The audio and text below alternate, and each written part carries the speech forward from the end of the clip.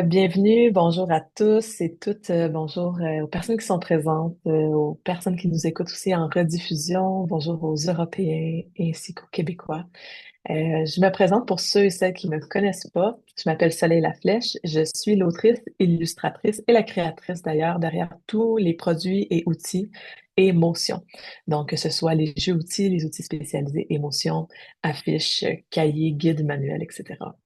La présentation que je vous fais aujourd'hui, c'est la deuxième que je fais sur le thème de l'outil numéro 13, Intimidation à l'école. Donc, pour ceux qui ont déjà visionné, qui étaient présents, qui ont visionné en rediffusion l'outil 13, ben, c'est sensiblement la même présentation que je fais au début pour les 10 premières minutes. Mais je vous invite quand même là, à rester pour les autres pour poser vos questions dans la deuxième partie, là. La rencontre, elle s'adresse autant aux personnes qui ont déjà les outils en main, qui veulent en savoir plus sur, ben, finalement, c'est quoi l'outil, qu'on fasse une visite guidée ensemble des différents matériels en lien avec la collection. Mais ça s'adresse aussi aux personnes que j'appelle émo-curieux, donc les personnes qui n'ont pas encore les outils en main et qui veulent voir un peu à quoi ressemble le produit avant de l'acquérir. La rencontre d'aujourd'hui, c'est une formule séance questions-réponses. Donc, c'est pour vous permettre de poser vos questions directement à l'autrice, donc à moi-même. Puis les 10-15 premières minutes, ben, je vous présente l'outil 13 Intimidation à l'école, ainsi que le guide, les affiches et le nouveau produit, c'est-à-dire les autocollants. Je vais admettre quelqu'un. Et la deuxième partie de la rencontre là, de ce midi, c'est ben, vos questions. Donc 15 à 20 minutes ou jusqu'à épuisement de vos questions. Fait que c'est vraiment un espace pour vous, pour aller explorer ben, vos questionnements, peut-être même aussi vos commentaires. Peut-être que vous avez commencé à les utiliser dans les classes, l'outil, puis que vous voulez me partager un peu l'impact que ça a eu. Donc, je vais commencer par vous parler un peu de la démarche derrière cet outil-là. Intimidation à l'école, pourquoi créer un outil sur ce thème-là? Ben, d'abord, moi, j'ai deux belles filles de 9 et 11 ans qui vont à l'école, puis quand elles reviennent à la maison le soir, ben, elles me parlent de différentes situations qui se sont arrivées, que ce soit là, de gestes d'agression plus physiques ou plus sociales, psychologiques, même technologiques à la maison, parce qu'avec les tablettes, les cellulaires, ben, il arrive toutes sortes de situations. Puis, ben, elles arrivent avec ces situations-là, puis souvent, ce que je vois, c'est qu'elles ont besoin d'en parler soit parce qu'elles ont vécu une situation désagréable ou parce qu'elles ont été témoins, par exemple, dans l'autobus d'une élève, d'une amie qui a été victime d'intimidation et où qu'il est au quotidien. Puis je vois que quand elles arrivent de l'école, ben, c'est quelque chose qui les affecte, qui les touche beaucoup. Et qu'il y avait cet élan-là déjà, moi, de créer un outil pour elles puis pour tous les enfants de cette tranche d'âge-là. D'ailleurs, l'outil numéro 13 a été révisé là, par ma belle-fille, la plus âgée des deux, donc Léa, 11 ans. C'est vraiment important pour moi que ça reflète la réalité, les enjeux d'un enfant de 11 ans. Donc, être sûr que aussi le vocabulaire qui est utilisé dans l'outil est proche du vocabulaire d'un enfant là, de 8 à 12 ans environ. Donc ça, c'était une de mes premières motivations dans la création de l'outil. Aussi parce que le sujet de la violence, tout court, c'est un sujet qui me touche beaucoup. C'est pas nécessairement un sujet que j'aborde de façon là, frontale là, dans ma pratique comme thérapeute en relation d'aide, mais c'est un sujet qui me touche au quotidien dans le monde, de savoir, par exemple, qu'en ce moment, il y a une hausse de la violence dans le monde. Ben, ça me peine profondément. Ça m'inquiète pour le futur de mes belles-filles puis de mon propre enfant.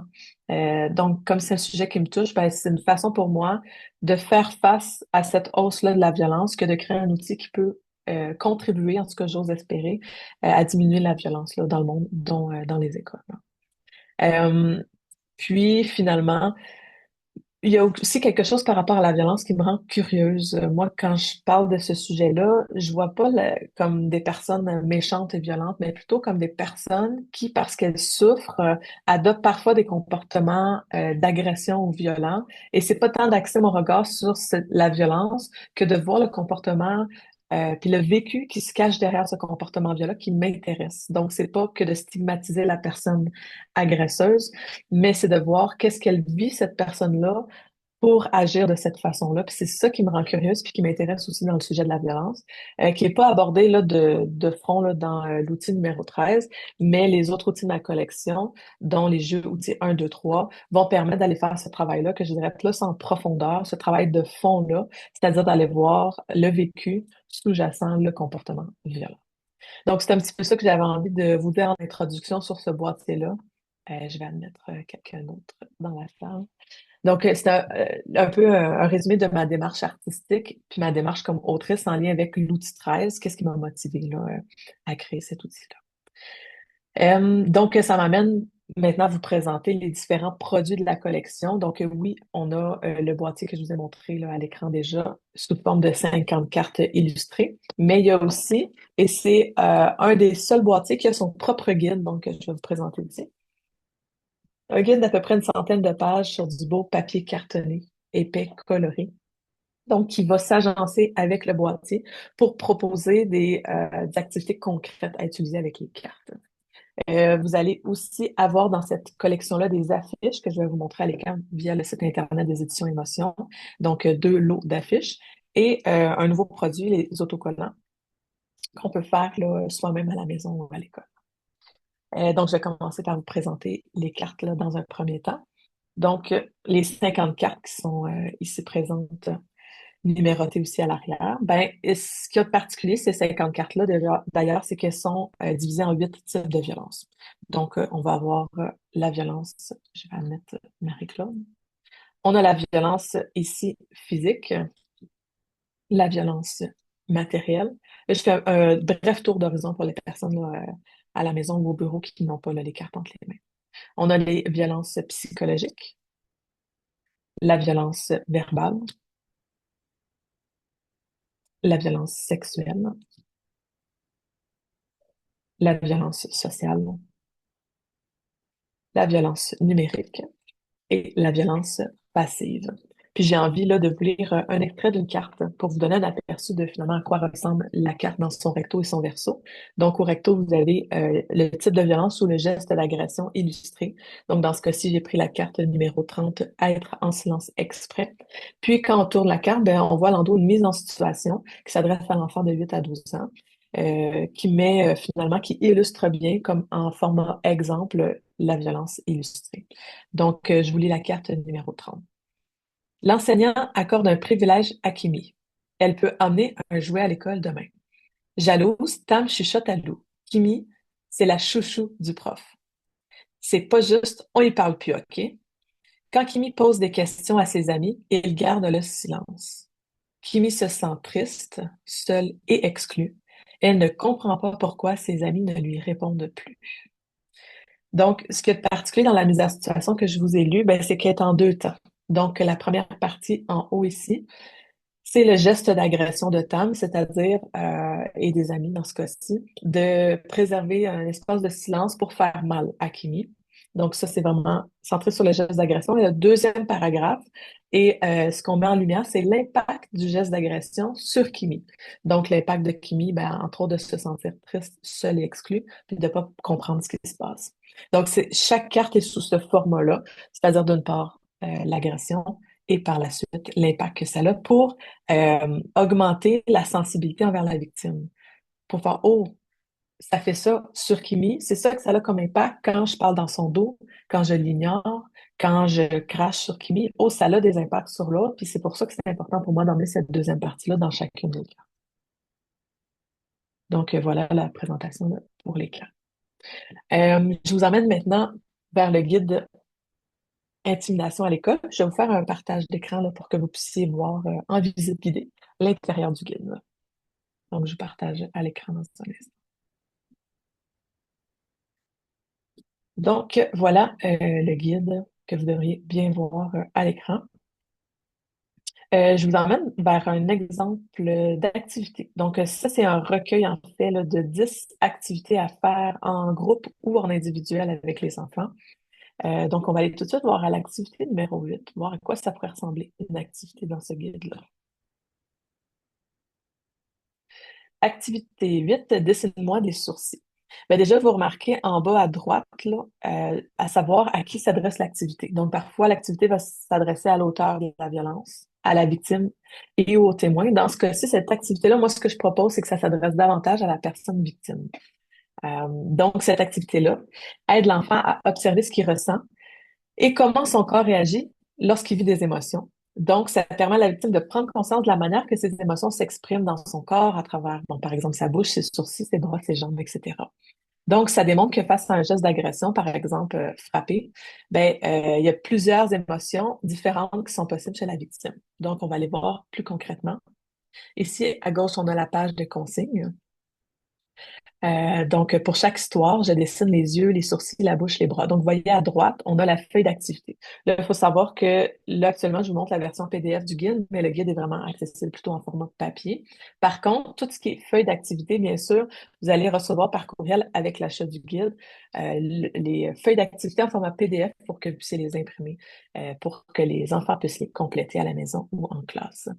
Donc, à droite, l'enfant va tout simplement, selon la numérotation de la carte, aller compléter l'illustration comme s'il se mettait dans la peau de la victime, donc dans la peau de Kimi.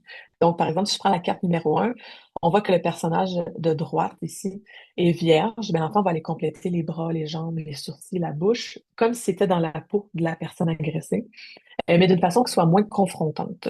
Donc, on veut pas que l'enfant identifie des situations nécessairement précises de ce qu'il vit en ce moment dans sa vie, parce que ça pourrait justement être trop confrontant. Mais de le faire à travers Billy, de le faire à travers le personnage, ben, ça peut être une approche un peu plus en douceur pour aller explorer ce qui se passe dans son corps puis dans son cœur quand on est agressé.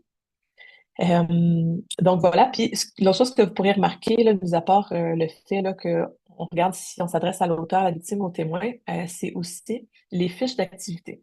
Donc, par exemple, cette consigne-là, pour nourrir les réponses pour l'enfant, ben, vous pouvez aller voir les fiches 10 et 11 qui se retrouvent à la fin du guide. Donc, je vais aller vous montrer à quoi ressemblerait, par exemple, la fiche 10.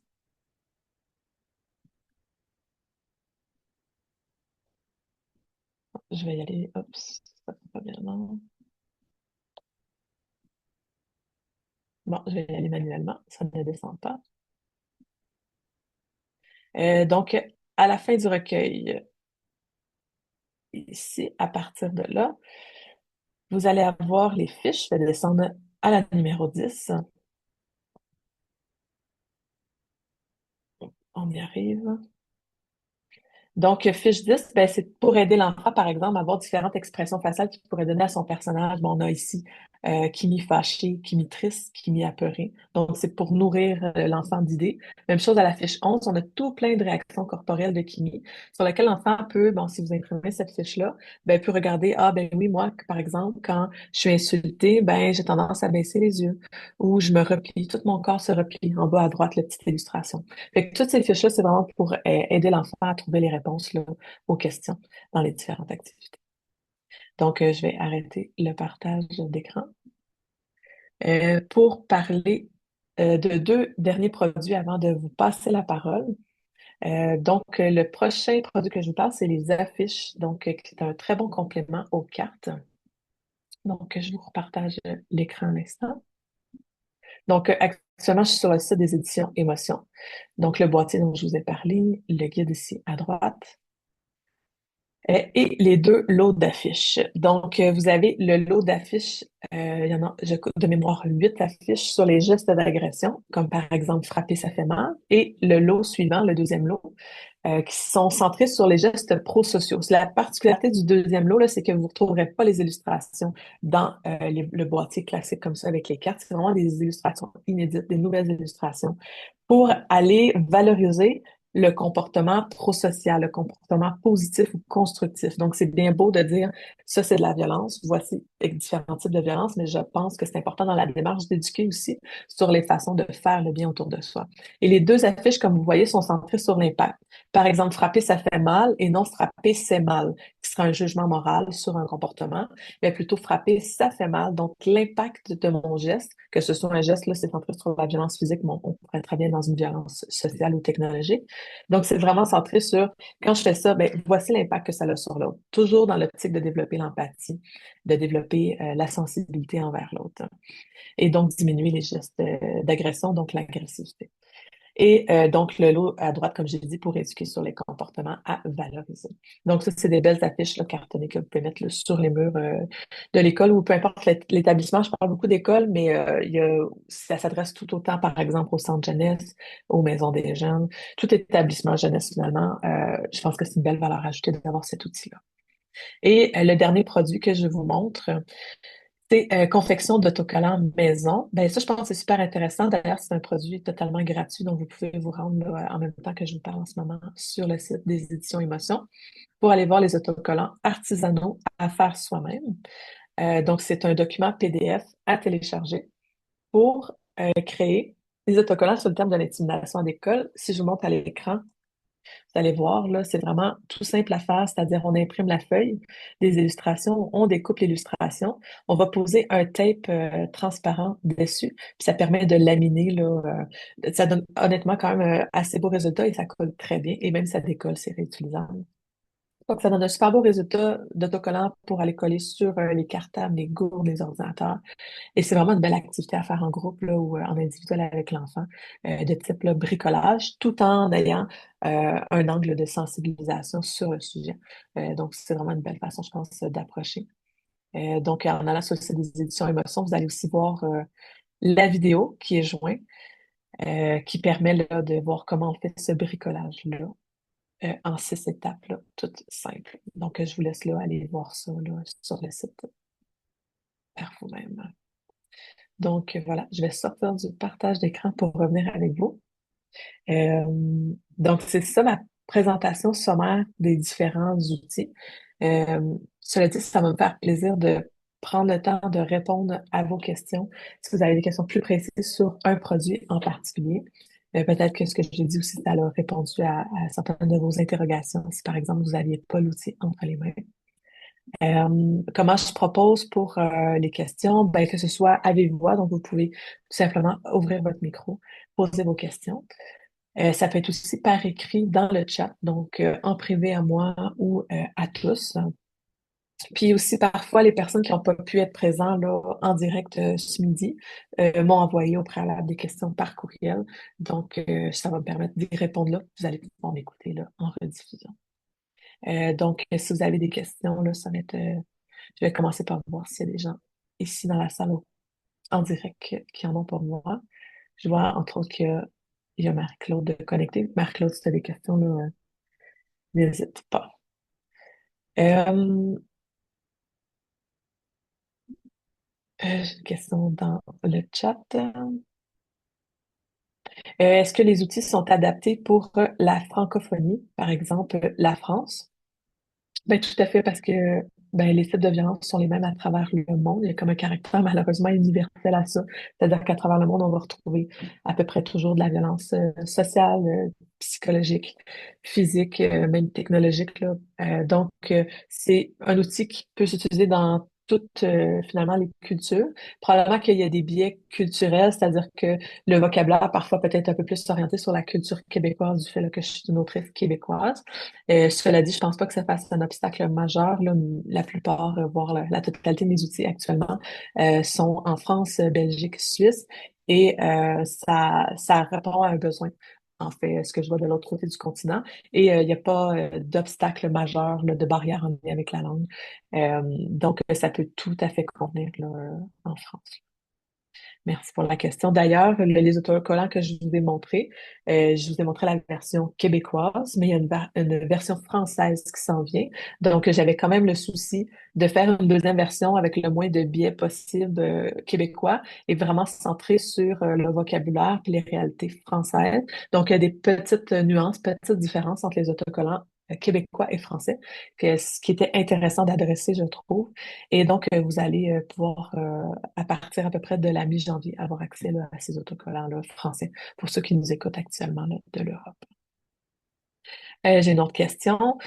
Est-ce qu'on peut parler des violences des enfants envers les adultes? C'est une question qu'on me demande souvent, puis je pense savoir pourquoi. Dans les dernières semaines, ça a été quand même beaucoup médiatisé, comme quoi le personnel enseignant, le personnel de soutien dans les établissements scolaires et autres sont victimes de violences, tout simplement. Donc, on parle pas que de, finalement de la violence entre les enfants, mais on parle aussi de plus en plus des enfants qui sont violents envers les adultes. Ça, ben, c'est une situation qui m'attriste et qui m'inquiète énormément pour vous là, qui nous écoutez, là, personnel de soutien et corps enseignant.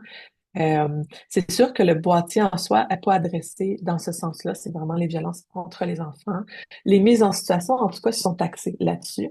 Cela dit, je pense que si vous adressez les violences entre enfants, il y a un travail qui s'opère de sensibilisation, de identifier les types de violences qui va, je pense, avoir un effet bénéfique pour après la relation avec l'adulte.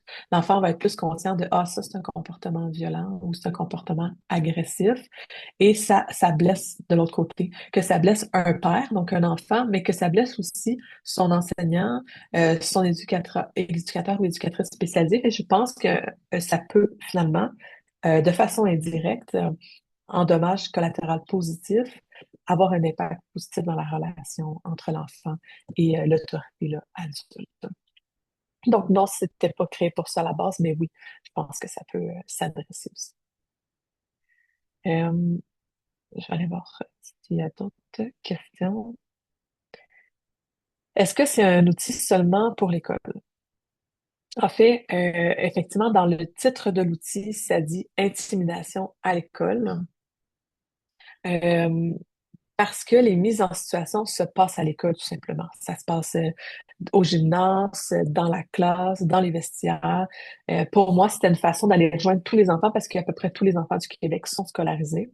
Donc, ça allait de soi pour moi que c'était facilitant puis aidant d'aller faire ces mises en situation-là dans le milieu scolaire. Cela dit, ça s'adresse aux enfants dans tous les milieux. C'est-à-dire que si vous travaillez justement, comme j'ai dit tantôt, dans un organisme communautaire ou en centre jeunesse, ben, l'enfant va pouvoir se reconnaître dans les mises en situation parce que la plupart du temps, il est scolarisé. Donc, c'est un outil qui n'est pas seulement pour l'école, mais qui se passe dans son contexte à l'école. Euh,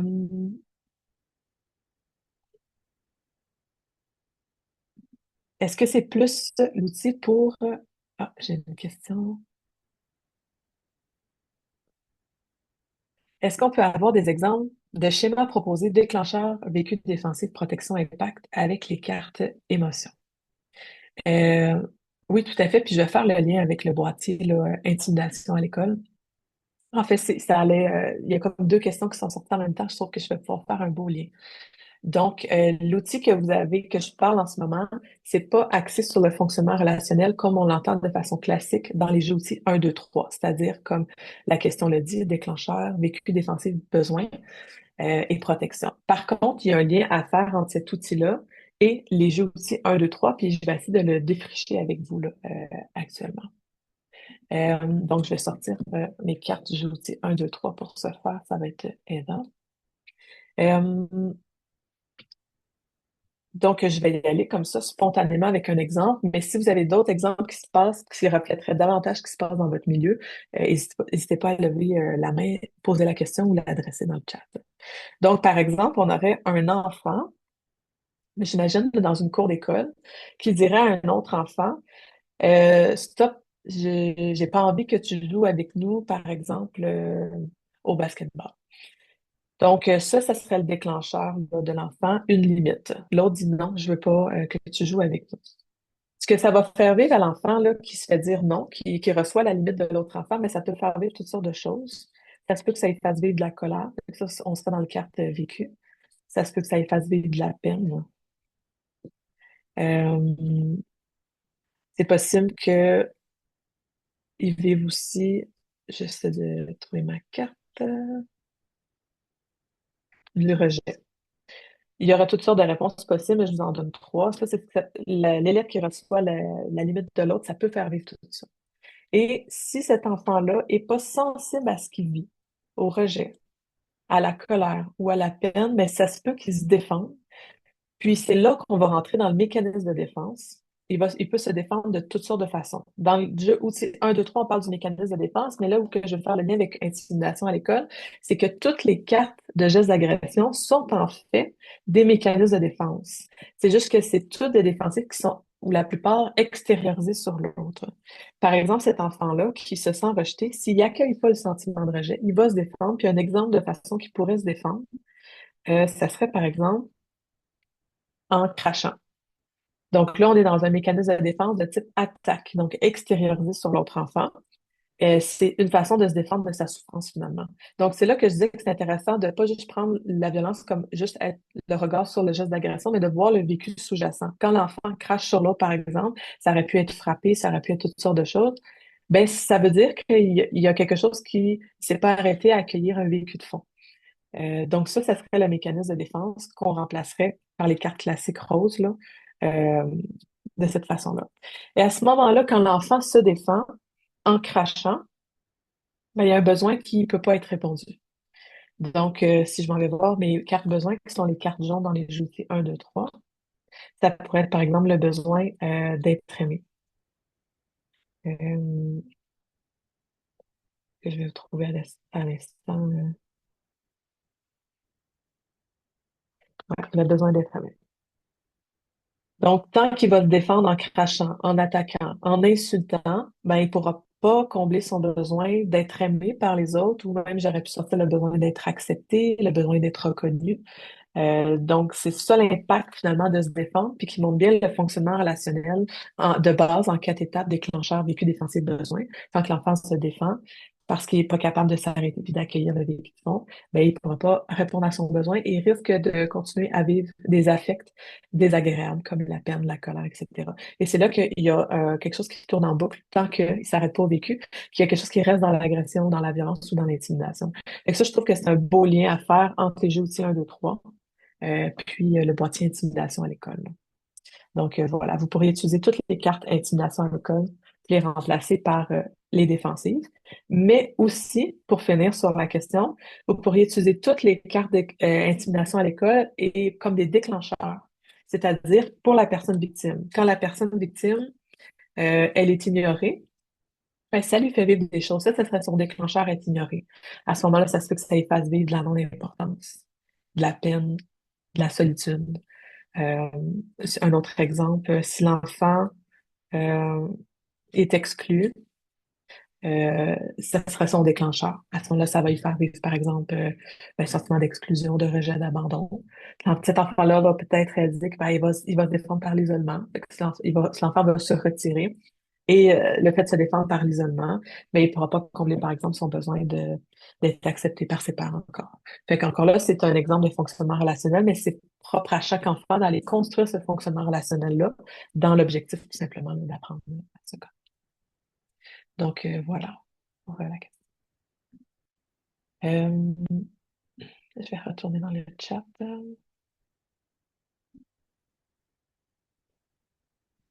Est-ce que c'est plus pour la victime ou pour la personne qui agresse?